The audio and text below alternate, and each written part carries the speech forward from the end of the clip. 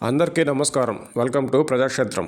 GV Reddy గారు AP fibre net చైర్మన్గా కూటమి ప్రభుత్వానికి, టీడీపీకి వ్యతిరేకంగా పనిచేశారా అంటే అవుననే విధంగా ప్రభుత్వానికి అందిన నివేదిక చెప్తుంది. కొన్ని రోజుల ముందు ఏపీ ఫైబర్ నెట్ మాజీ చైర్మన్ జీవీ రెడ్డి గారు ఆ సంస్థలోని లోపాలను, అధికారుల తీరును తప్పుపడుతూ మీడియా ముందుకు రావడం, తర్వాత ఆయన రాజీనామా చేయడం తెలిసిందే. అయితే జీవీ రెడ్డి గారు చేసిన ఆరోపణలపై ఏపీ ఫైబర్ నెట్ మాజీ ఎండీ దిలీప్ కుమార్ గారు ప్రభుత్వానికి నివేదిక ఇచ్చినట్టు ఉంది. అందులోని వివరాలను ఒకసారి పరిశీలిస్తే జీవీ రెడ్డి గారు చెప్పిన దానికి పూర్తి విరుద్ధంగా ఉన్నాయి.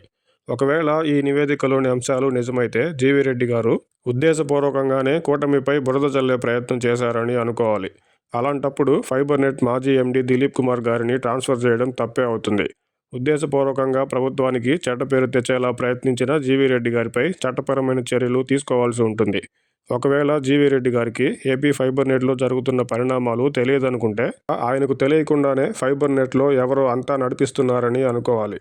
అదే నిజం అనుకుంటే చైర్మన్లుగా నామినేట్ అయిన వారు ఉత్సవ విగ్రహాలే తప్ప వారికి అధికారాలు కాదు కదా, కనీస సమాచారం కూడా లేదని భావించాలి.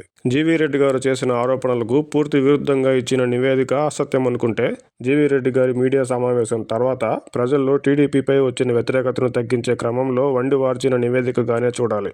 ఏది ఏమైనా ఏపీ ఫైబర్ నెట్ ఈ మొత్తం వ్యవహారంలో ప్రజలను మభ్యపెట్టే ప్రయత్నం మాత్రం అన్ని వైపులా జరుగుతుందనే చెప్పాలి.